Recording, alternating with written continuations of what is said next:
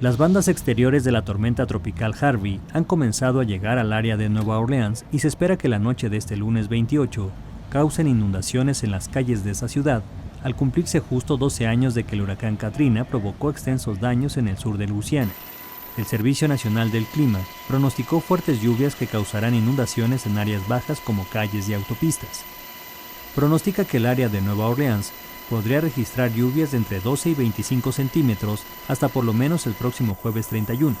Sin embargo, las lluvias podrían caer en tiempo corto, lo que es capaz de provocar inundaciones.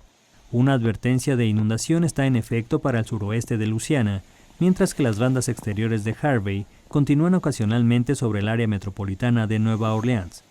En el área de Houston, Harvey ha dejado un total de 86 centímetros de lluvia y se pronostica que la tormenta volverá al Golfo de México, donde recuperará humedad para regresar con más lluvia durante por lo menos los próximos 4 días. Notimex. What we're doing here is providing boat teams in and out of these very flooded streets. Many times past the windows, we've seen cars completely submerged. These people need a way out. We're on Zodiac boats with outboard engines, and we're making access into these neighborhoods to treat, assess, and evacuate as many people as possible. And we've been doing it day in and day out, and we'll do it as long as we're needed. These guys are here to work. So, the fire chief described us as cats on a hot tin roof because we're so antsy to get to work. So I'm proud of these men.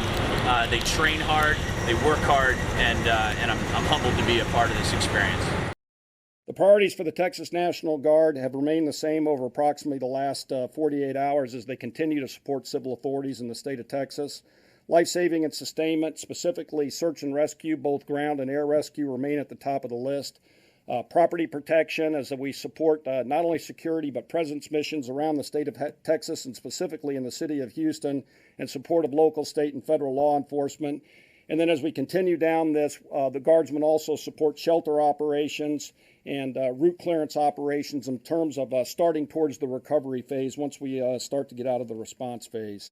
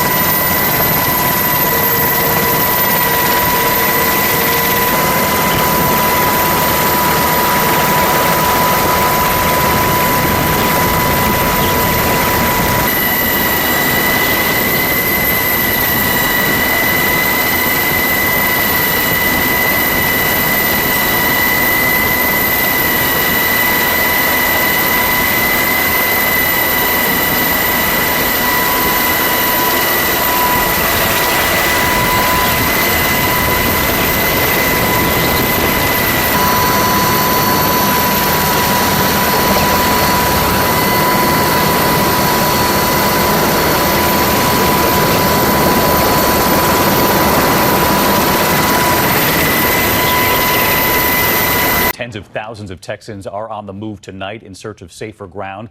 And this evening, some of the most vulnerable patients, infants, newborn babies, have been flown out of the storm zone. ABC's Eva Pilgrim is in San Antonio tonight. Tonight, the rush to get the smallest and most vulnerable out of Harvey's reach. 10 critically ill newborns, each of them in an incubator and surrounded by a team of doctors and nurses airlifted out of Corpus Christi. The problem keeping them there is that the ventilators that they're on, the life-saving ventilators, would not be able to be maintained without electricity. Medical flight crews working around the clock, but each of those infants now out of the storm zone. Among them, 1-week-old Rebecca, safely in Austin tonight. I was kind of worried about her breathing, and I'm glad she's peaceful right now. Across Texas, it is all hands on deck right now. More than 1,000 National Guardsmen deployed. FEMA expecting large-scale damage, positioning supplies, generators, food, and water. Areas along the coast under a mandatory evacuation. Packed food, whatever we could, because if anything, we're going to see about at least like a week. Tonight, shelters open, making room for thousands as Harvey comes ashore. And Eva Pilgrim is with us live as well tonight. She's in San Antonio at an evacuation center. And Eva, even though San Antonio is 150 miles or so inland, it's still going to get hit hard. That's right, David. San Antonio is under a flash flood watch, waiting to see where this storm goes. But officials here say they are ready. David. Eva Pilgrim with us tonight.